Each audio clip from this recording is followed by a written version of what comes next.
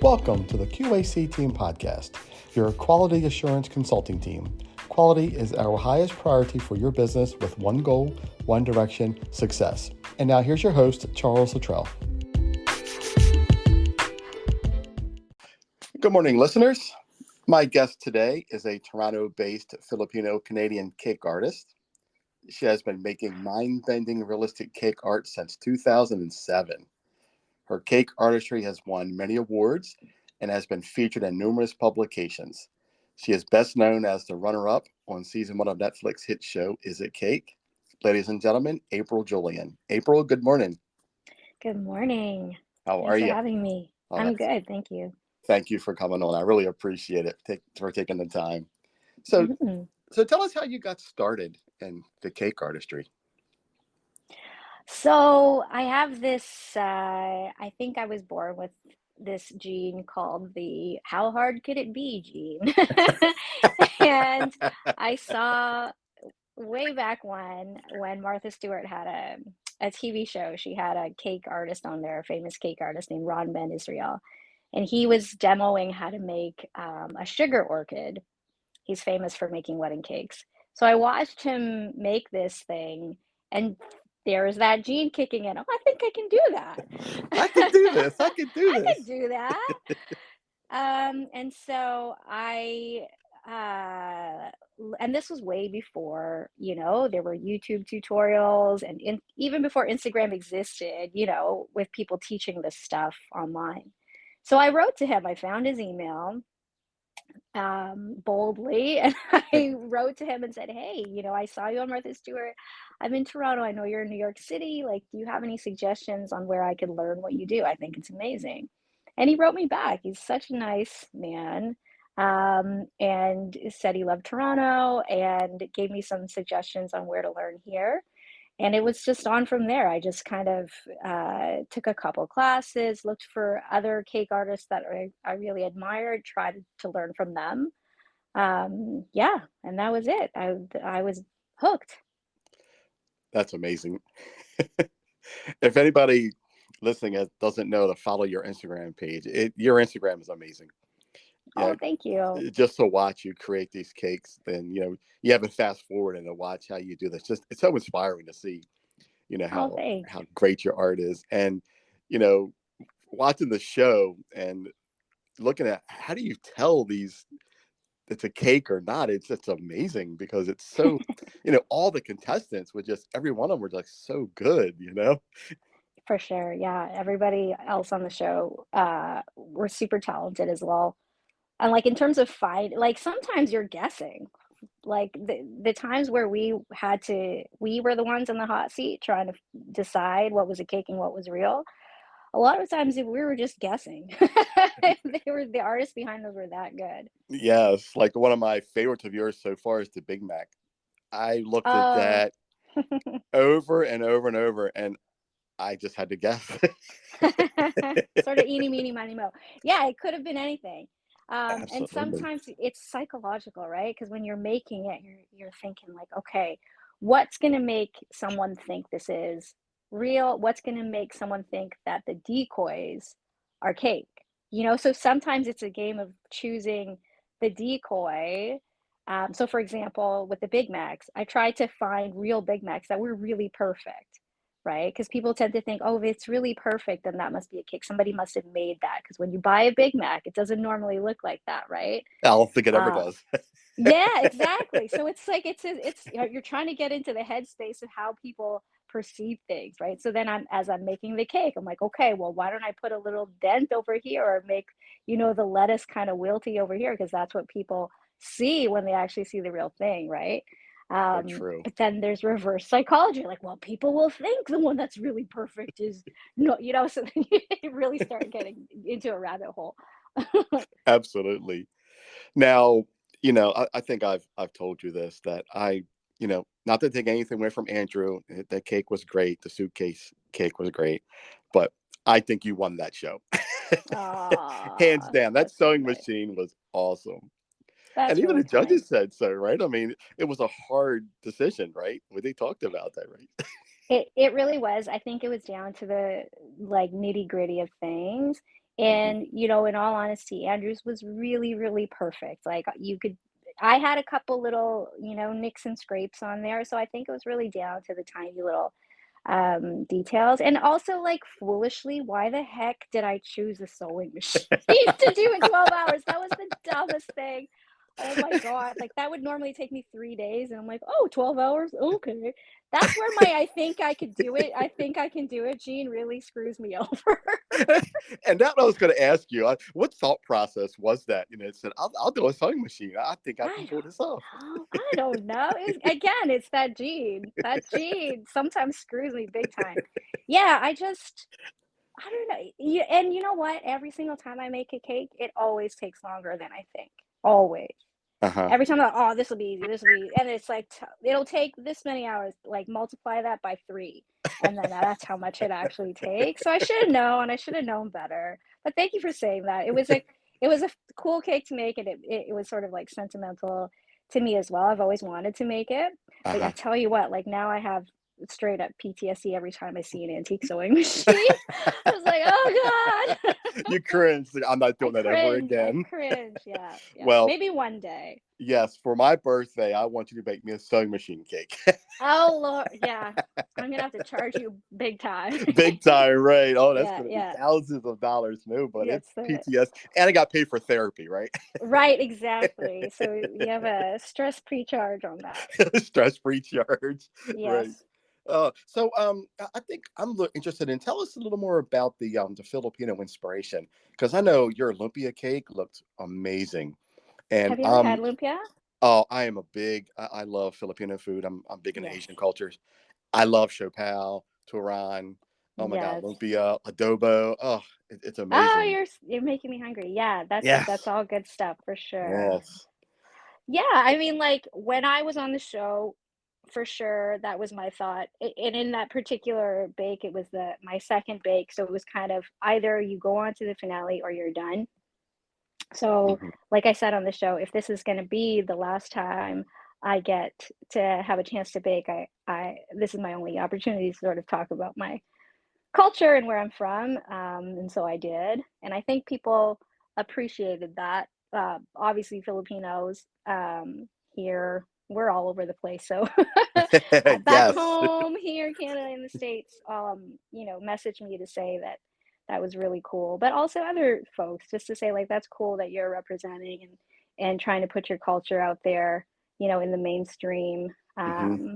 So yeah, I was proud to do it. I knew it was important. And also my family in the Philippines, when they saw some of their photos being flashed up, and like some of them didn't even know I was on the show. So they were like, "Oh my God." And now their friends were messaging them like, "I just saw you on Netflix." So it was pretty fun to do that. Right. Yeah, I read the article where I guess they interviewed you. They talked about your your normalizing and the culture, the Filipino culture, and Mhm. you know the picture up there with you and your family is just amazing. It's like it's so awesome. Just Mhm. it's like, oh, is that fun? I guess you're like maybe 5 or 6. I guess you were. Oh, I don't even know what picture is up there. Yeah, I mean, like it's I that's it. Like if you don't, if you're not the one, if other people are not putting it into the mainstream, then you have to push it, right? So any opportunity I get, Yeah. even now when I'm up here on like whatever morning shows or this and that, and I'm asked to do things, I always talk about it. I try to put. Last thing I did, I made an ube cake. I don't know if you've ever had ube, I have. but yeah, it's a delicious and bright purple cake that's kind of sweet and nutty. So very, very synonymous with Filipino desserts. So I always, yeah, it's always in there. I'm always pushing it because who Right. else is going to do it, right? Oh, absolutely. Right. So, hollow hollow. I can't get past it. I don't know What? why. You love it? You hate it? It's like kind of like I don't know what to think of it. What do you mean? Right. It's just a love hate relationship, right? Because parts of it are good, but there's so much going on in hollow hollow. I just it's hard for me to eat it. So, okay, for people listening who don't know, halo halo Yeah, is I was gonna add. Can you explain a little bit yeah, about everything yeah, that's in it, yeah, what it is? yeah. Because Yeah. You know, I should make a halo halo cake. This is true. see, you beat me Um, to it. I was about to say, can you make a ah, halo cake? There you go. yeah. So Inspired halo by me. halo, right, right. Halo halo means mix, mix, and that's exactly what it is. It's basically shaved ice, and then you get to decide what kind of toppings you put on that shaved ice. So if it's a bad halo halo, that's your fault. If you Ah, mixed I it up love it. and chose your own like toppings and don't like the toppings, that's on you. I mean, that's not true. If you order it from a restaurant, I mean, obviously they choose the toppings for you. But when we make it at home, you know, my mom shaves the ice, she puts out all the toppings, and you get to choose. And the toppings range from like ube jam. You can put sweet red beans on there. I love red bean. You can put like young coconut. It's leche flan, which is like that sort of custard, egg custard, delicious, yummy stuff. And then there's usually like either condensed milk or evaporated milk to make it all creamy, and you just mix, mix, hello, hello. And you know, there's a different flavor profile in every bite because of all the stuff you put in there. So yeah, I think like if you were had a chance to sort of decide what toppings you like and selectively put them in your own halo halo, you might like it more. See, I did not know that. Because I've only the most of the times I've ate it from restaurants, Right. they make it for you. Everything is in it, Yeah. and you just kind of eat what it is. You know, Yeah. Yeah. and You most of know, my I'm sorry, mhm. Go I would ahead, say go ahead. most of my Filipino friends, when they order it, they get that long spoon and they just start stabbing down and Yeah. mixing it all together and get a nice blend, and then they like pour it out in portions for everybody. It's like, hey, we just get one of these and everybody takes a bite of it and eats it. Ah, so you have no control Yeah, over the see, situation. I see. Yeah, exactly. I mean, at a restaurant, they have their own, usually like their own mix that they put in and decide. And but like I said, when I'm at home with at my mom's house, she just kind of puts everything out and you get to decide. I don't love the chewy like coconut I can't remember what it's called off the top of my head, but it's like little jellies. Not a huge fan of those, so I leave those out. Usually mine is pretty much just ube and red bean, maybe a little bit of jackfruit in there. Mm, But I keep it pretty simple. right. Yeah, I think that's what the part for me was the shaved ice coconut was a good mix, but then you had the beans mixed in that just kind Oh, of you don't like the beans. You don't I, like the I beans. like I like beans, but I don't know if the beans are meant to be in that dessert for me You don't anyway. like sweet beans. You You don't know, like the sweet beans. Okay. This is the yeah. thing. Like when you grow up, you know, this is so here's the interesting thing. Like another, um, it's about like what you're kind of used to growing up with, right? And trying new things and seeing what you like, right?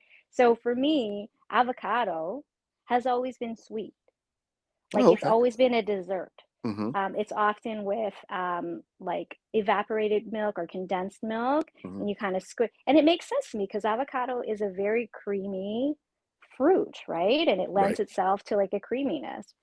And so the first time someone like was like, "Here, try this guacamole," I was like, "What? Why is there like tomatoes in here? This is supposed to be a dessert." Right, and Right. it had to grow on me the fact that avocado, for a lot of people, is a savory thing, right? So I actually like Mhm. it both ways now, but yeah, it's interesting what you sort of, um, grow up with that your taste buds are, like, used to and accustomed to, but you gotta open up yourself to, like, those other ideas and other ways people, enjoy food. Oh, and you nailed it because growing up, I was not a fan of trying new foods. My kids are the same way. They do not. Mm, They won't shy. They will not try different things right now. mhm. And it wasn't until my late 40s, early 50s to where I started like, I mean, I'd look at lumpia and be like, "Oh, I'm not eating that. That's weird looking." Mhm, Oh, it's mhm. crazy. Or the show pal, you break open a bun and like, what's that stuff stuffed in there? It's crazy. But I had a but I had a neighbor years ago who actually gave me a frozen bag of steamed buns. I didn't know what they were. She was like, Uh-huh. "Here, eat these. They're really good. You just wrap it in a paper towel, you microwave it for a few seconds, and it's really good." You know, Unbeknownst Yeah. to me, it was show pal. I had no idea. And I Uh-huh. remember that. I was like, man, that was really good. They were pork. And Yeah. they were like so good, Mm-hmm. and It's I that just, salty sweet goodness, right? oh, it was so excellent. And now I go anywhere, it's got to be lumpia, chopal.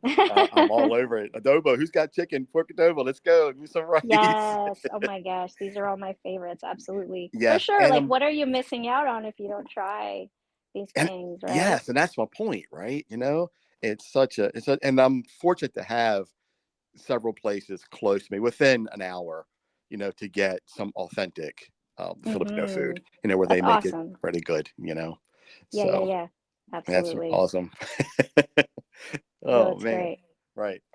So tell us about. Let me see. Did you ever finish the Jollibee inspired cake? Did you start that yet? No, you know what? I'm waiting for Jollibee to holler at me because it's like, listen, like I got McDonald's, like okay, so for those of you who don't know, Jollibee is pretty much like the McDonald's of the Philippines, right? And there's many, many chains here in North America as well. Very, very popular fast food chain. Um, and so yeah, I'm waiting for Jollibee to holler at me. Gotcha. That's the hold up. Yeah, I want to talk to you about that. I can't wait to see that. One of these days, maybe, maybe. Right. But yeah, no, I'm pretty busy. So like to find time to just make a cake because I want to make it is a bit tricky sometimes. But yeah, if Jollibee you wanna collab, then like yeah, for sure, of Yeah. course. Right.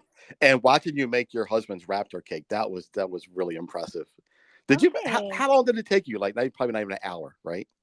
Oh, come on. What are you talking? It takes forever. Everything takes forever. If you're Everything takes judging by the forever. speed of the Instagram reel, multiply Yeah, that by like 1,000. Yeah, no, it's like the actually, to some degree, the longest part of the process is baking, right? Like baking, you have to bake the cake, you have to wait for the cake to cool, you have to make the filling, you have to tort everything, layer it up, make it perfectly smooth, and then you just have a naked cake, and then you have to decorate it, right? So like, yeah. it's such a long process, and in the midst of all that, you're also making a huge mess. So I'm constantly cleaning everything Constantly up, right? cleaning, right? Yes, yeah, yeah, yeah. Right. So it takes a really long time. I think that one maybe, I don't know, maybe start to finish like 8 hours. Whoa. Seriously. Yeah, I give or take. I think I'm just trying to because some things you have to wait for it also to set. So, for example, the brim, right? You have to Mm-hmm. let that dry until it's hard. Otherwise, it won't sit up like that, right? Like, because I wanted to make it look as real as possible, right? A hat Oh doesn't sit yeah. flat on the table. It's Right. actually like there's gaps underneath where the brim is kind of holding itself up.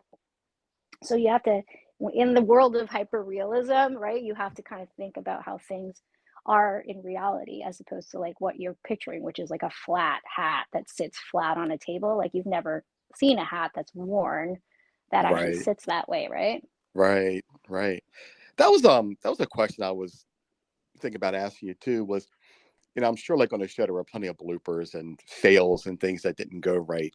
Hmm. So especially with cake because if you take the cake out too early or leave it too long, and then you try to wrap it, it doesn't always work out correct, right? I mean, how many Hmm. redos are there, right, with cakes? I mean, Oh, in real life, I try to have as few redos as possible because obviously that's costly, not just with money, but time. Like time is of the essence, right? right, I have a family. I don't want to spend like I do want to spend some time with them, right?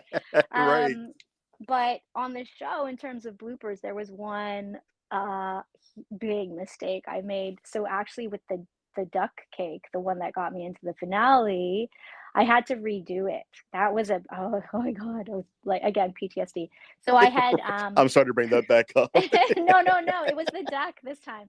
So I had made the duck. I had baked the cakes, filled it with a coconut ganache, but it wasn't setting properly. So and cakes, once you stack them, start to get really heavy. So if your filling isn't setting up properly, when you put that heavy cake on top, it just oozes out, right? It's not going Uh-huh. to structurally hold itself up. So the ganache wasn't setting properly. I'm trying to make this duck and stacking the cakes, it starts oozing out. I don't have time to mess around with this, so I just throw that thing in the deep freeze and start again. And then the next day, so then I with the new cake and the new filling, it worked out fine. Spoiler alert, that's the duck cake that got me into the finale, because it Right. was so convincing. It was But the very next convincing, right? the next day, one of the culinary team opens the deep freeze and finds this other like messed up duck cake in the freeze. He's like, "What is this?" It's like, oh, that's my old like messed up duck. And then, so yeah, there was a dead duck cake carcass in one of the freezers. The duck carcass. Now, was Yes, that duck exactly. eaten? I don't know. I don't know. I just said You just that left it was there. mine. I just claimed it, and then they did what they did with it. Yeah. That's great. Oh my gosh, that's awesome. So the mallard duck was Filipino inspired, wasn't it? That was the one where I, put in sort of the Asian flavors inside. It was With the mango, mango and coconut, coconut. which is kind of like a flavor profile that you see a lot, with mango sticky rice. Hmm. I also put like crisp pearls in there that would kind of give you the sense of like eating like crisped rice, puffed rice. Oh yeah, yeah. It was really, really good. The judges, I think that one, when it came down to flavor, the judges really, really enjoyed it. That's awesome. So what is in the future for April? What's the next big show? We have anything in the works? Got a Anything you couple can talk things in about? the works. Nothing I'm allowed to talk about, but yeah, no, I think, since being on the show, I, um, I realized how much I enjoyed that chaos. Uh-huh. Yeah. So yeah, I think I'm, um, seeing where I have a chance to working on a couple projects where, I might be able to be back on the screen again. That's great. And yeah, and just continuing to make cakes. A lot of the stuff I'm doing is collabs these days with different brands, Hmm. turning their products into cakes, Right. like the Big Mac, for example. So I'm having a lot of fun with that. That's great. Yeah, I yeah. love it. Please don't stop what you're doing because it's so inspiring to see somebody, that it's it comes from a different country. You land here, you find this passion, and then you just turn it into what you're doing, and you can tell you love what you do, I absolutely do. and you can Absolutely. tell, Thank and you. it shows in your work, because you turn a good product, you know, Thank and you so much. and I'm not sure about the how the shipping would be, but God, I would love to have you create a cake for me and ship it to me here in America. Oh, you would not like the end result once it arrives now. Yeah, Right, people ask that all the time, "Can you ship a cake?" It's like, "I right, can, but if you want it in one piece, that's another right. story." Yeah. Would it Cakes be? don't ship well. Yeah, I wonder if it would ship well with dry ice. You know what it is? It's just like any kind of it has to stay perfectly upright all the time, and, like, Yeah, I've never met a courier service that's willing to keep treat it your package upright. that way, you know what I mean? Right. Especially even if it especially if it doesn't look like a cake. Hmm. Like, even if you made, like, a window on the side where you can see what's inside, they're like, "Oh, this is a basketball. Let me just throw it," it's like, I mean, "No, just it's a kick cake, this it's a cake." around a little bit, Yes, right? exactly. Oh, it's just a So pair of shoes, no problem. exactly. Right, So, you would not right, be happy with right. that result. Yeah. Any plans for like a brick and mortar store to where you would actually have A a cake shop? store, a shop? Yeah, it doesn't not at the moment. I do work out of, a commercial kitchen Hmm. now and then, and I do teach classes out of there here in Toronto. So for me right now, it makes sense is, on a as needed basis. I do have a place where I can physically, like, Hmm. produce stuff, and also, see people and teach and that sort of thing. Hmm. Um, so yeah, I kind of have the best of both worlds, right? I can use that space as I need and rent it as needed. Yeah. But it doesn't really make sense right now for me to have, especially with the brands, right? Because it's just the visual of it, right? No one's actually, I'm not serving that Big Mac cake to anyone, so it doesn't really make sense to have a commercial space to produce that kind of thing when it's just about filming Oh, I'd be and the first in visual. line for that Big Mac cake. Trust me. Yeah, for sure. Well, that's the thing. Everyone's like, "Well, what do you do with the cakes after? Send it over here." It's like, "Yeah, for Right. sure." Yeah. So what do you do with the cakes after you bake them? Do you give them away Sometimes, or? yeah, sometimes they get eaten. Sometimes I Yeah. just kind of hold on to them and like make more silly content out of Oh, it, nice. right?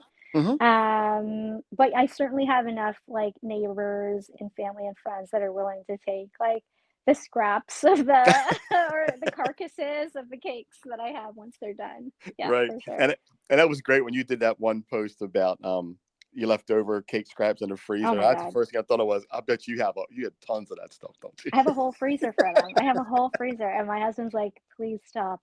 Please stop. Oh, that's great. Oh my Yeah. gosh. So now I have two places to visit for classes. I would love to come to one of your classes. And Really? You have a oh, cake decorating bug? I, I would love to try it. Absolutely. That Oh my inspired gosh. me to love to see something that real like that. I mean, I never did painting before, and I did a paint class for a job I worked years ago, and I actually loved it. I did really good. Oh, that's so And great. and you never know, right? When you try something, you never know how you're gonna be at it, right? You don't know until you try. 100%. Yeah, Exactly. I feel like it makes me so happy when, people who have never, crafted or done anything like that before give it a try and realize they love it. I feel like everyone needs that. Everyone needs a creative outlet.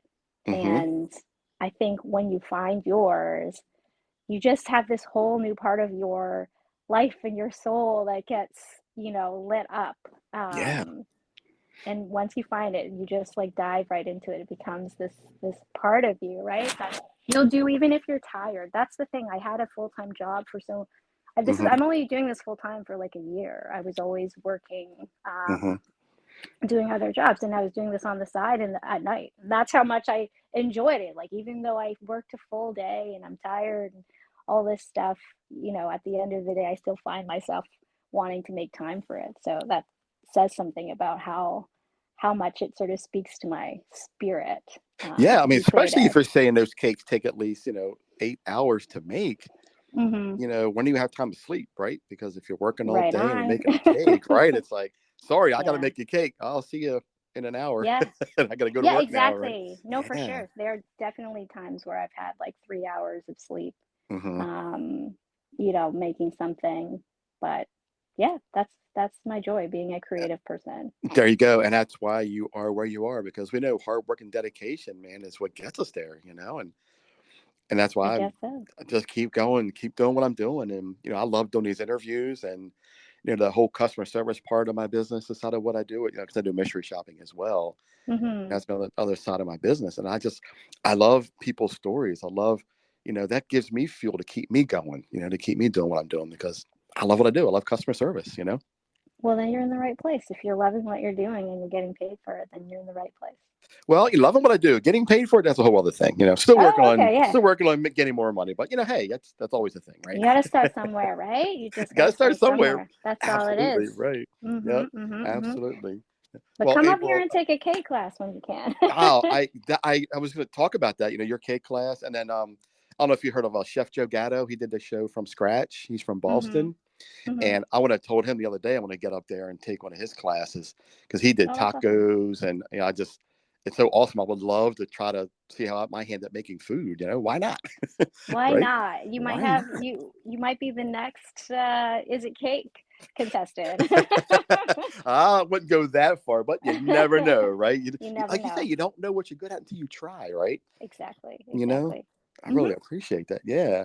Well, April, thank you so much for taking the time to give us a little bit of your background, your story. And Sure. I love the show, love what you did. Like I said, sorry, Andrew, but I still think you won. Aw, that's really kind. You should That's have been the really kind. winner. Well, thanks so much for having me for this chat. Very It was well. really fun. Absolutely. Thank you so much. And enjoy the rest of your day. And we'll talk Thank to you you. soon. Bye, April. Sounds good. Bye. Thank you. Bye.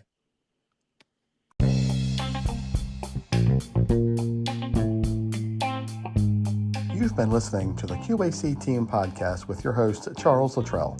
Connect with us on the web at qacteam.com, Facebook and Instagram at qac.team. Thanks for listening.